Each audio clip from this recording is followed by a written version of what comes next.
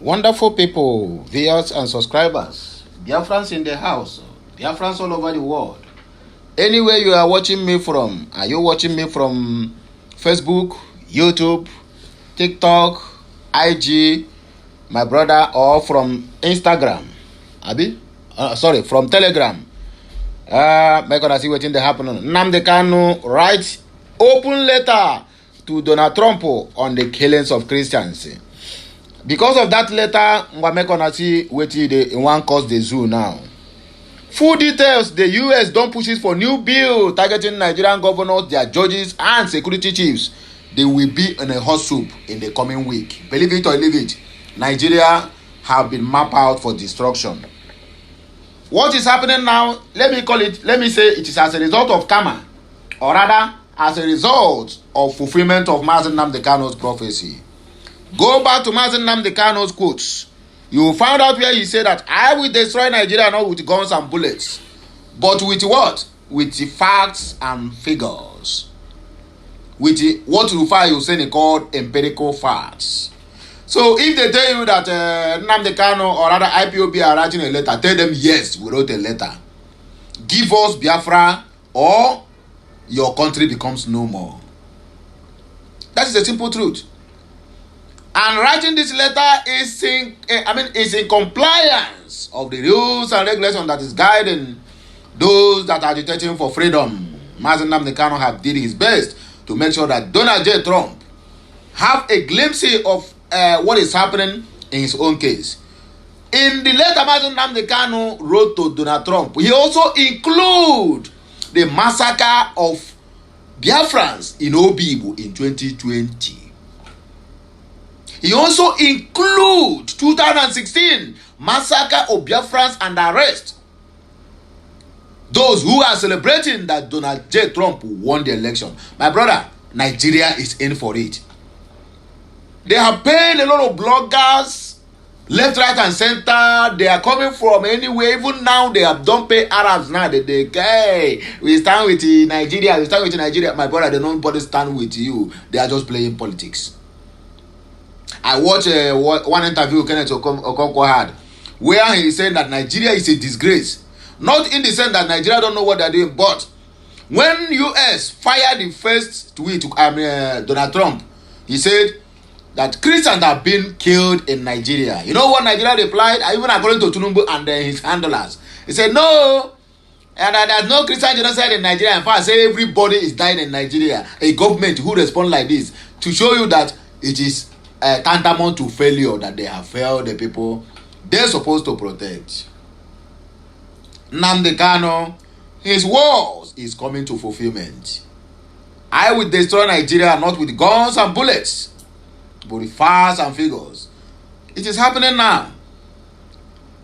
Tinubu, now everybody is everywhere. Donald Trump is too small. How can you invade my country? But Tinubu, they have forgotten that Tinubu gave Niger Republic 7 days, or he will invade their country. Yes, during the time they took over from the democratic government of Bazoum. Now another country have do the same, and everybody is panicking, shouting. They are coming from another resources. So okay, when you declare you want to invade Niger, I beg, are you going there for the mineral resources? Because they have uranium. The highest uranium you can find in the whole of the world is located in Niger Republic. Niger Republic never said it. The only thing they said that illegitimate presidency will never come to invade us. That is better thing to us. Anyway, my people, let us just read this news because as MNK, US draws up military intervention plans for Nigeria.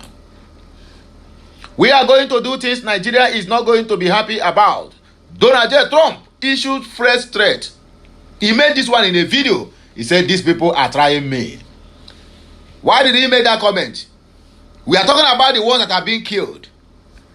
The other day, even after disgracing Nigeria as country of particular concern, the other day, 3 prominent people were murdered by Fulani jihadist terrorists in Plateau, which is Jos.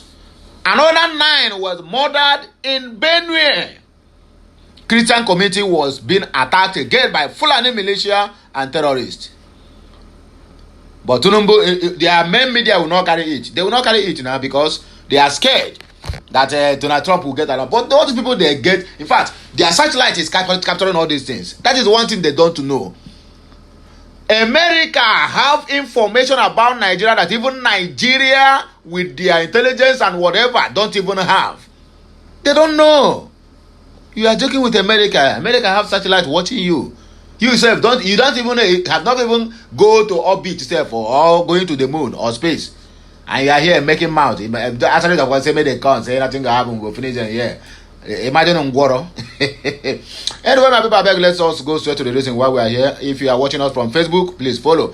Watching us from Twitter, which is X, please follow us. If you are watching us from TikTok, please follow. Watching from IG, which is Instagram, follow. From YouTube, please subscribe to our channel for more interesting videos. And I'm sorry if I have taken much of your time in trying to explain things in a layman's understanding. The 10th leader of the indigenous people of Biafra, IPOB, Mazi Nnamdi Kanu, has written an open letter to United States President Donald J. Trump, alleging that killings of Christians in Nigeria have spread to the southeast and are now claiming Igbo lives. Kanu, in the letter made public on Thursday, said the wave of violence described as Christian persecution was no longer limited to the northern region. He said the mass killings of Christians has extended to Igbo communities. Kanu also told Trump that he has survived multiple attempts on his life, claiming they were orchestrated by the same Nigerian government who is supposed to protect lives and properties. Kanu said, I extend my warm greetings to you in the name of the Judeo-Christian faith and values we both hold dear. As a practicing Jew and a believer in the Judeo-Christian heritage that shaped Western civilization, I was honored to attend your campaign event in Des Moines, Iowa, in January of 2020. Your bold declaration on October 31st of 2025 that the United States is prepared to act militarily and cut aid if Nigeria fails to protect its Christian populations has ignited hope in the hearts of millions who have been abandoned by the world. You have seen the truth. Christians in Nigeria face an existential threat. I wrote to you now to reveal that this genocide is not confined to the north. It has metastasized into the Igbo heartland, where Judeo-Christians are being systematically exterminated under the guise of counter-terrorism. I am Mazi Nnamdi Kanu, leader of the indigenous people of Biafra, IPOB, a peaceful non-violent civil rights movement rooted in Judeo-Christian principles since 2015. I have survived 4 documented assassination attempts by the Nigerian state. On 20 June of 2021, I was forcibly abducted from Kenya in an extraordinary rendition operation, an act that violated Kenyan international law. As condemned by a Kenya High Court ruling petition number E282 of 2021, despite this ruling, I was illegally transported to Nigeria and thrown into solitary detention in Abuja without a valid subsisting charge, and for the sole crime of defending my people's rights to life, faith, and self-determination under international law. Kanu informed the U.S. president of a hidden genocide against Judeo-Christians in the southern eastern part of Nigeria. He further stated the same extremist-backed forces you have condemned in the north, Boko Haram, ISWAP, and Fulani militias, operate with state complicity in the southeast and Igbo-speaking territories in Igbo-speaking territories of Benue, Kogi, and Delta State. But here, the Nigerian military itself is the primary perpetrator, shaded by a false narrative that blames victims.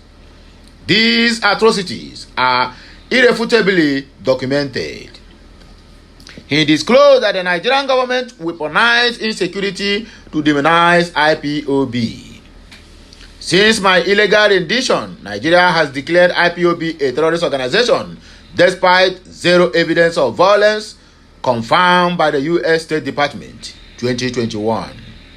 Orchestrated unknown gunmen attacking state-backed militias, then blamed IPOB. Killed over 2,000 Igbo youths in counter-terrorism operations. Enter society 2021 to 2025. This is Rwanda's playbook. Create chaos, blame the victim, justify extermination, according to Mazi Nnamdi Okwu Kanu. Here is another headline. U.S. Senate pushes a bill to targeting Nigerian governors, judges, and security chiefs. A new bill currently moving through the United States Congress has placed Nigeria under intense international scrutiny with far-reaching sanctions proposed for Nigerian political office holders, judges, and even security officials accused of enabling religious persecution. Nigeria News report that the legislation sponsored by Republican Senator Ted Cruz is titled the Nigerian Religious Freedom Accountability Act of 2025 and has passed its second reading in the U.S. Senate. It has now been formally referred to the State Senate Committee on Foreign Relations, marking a major step in what could become one of America's toughest policy positions towards Nigeria in decades.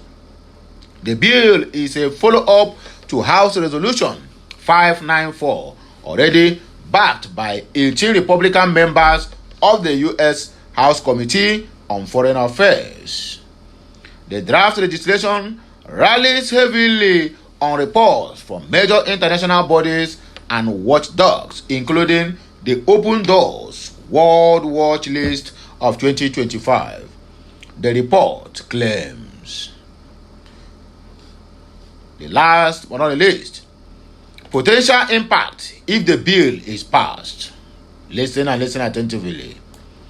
If enacted, experts say the bill could restrict U.S. military sales and financing to Nigeria, limit joint training and intelligence sharing, impose visa bans on top Nigerian politicians, affect Nigeria's access to U.S. defense and development programs, strain diplomatic relations with Washington.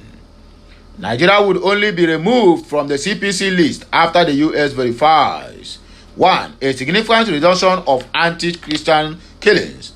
2. Dismantling of extremist networks. 3. Revisions to blasphemy laws. 4. Transparent persecution of offenders. 5. Path to becoming law. For the bill to become law, it must go through, number 1, review and amendment by the Senate Foreign Relations Committee. 2. Approval by the full Senate. 3. Passage of a similar bill in the House of Representatives. 4. Reconciliation into a single document. 5. Forwarding to the U.S. President. 6. Presidential signature or veto.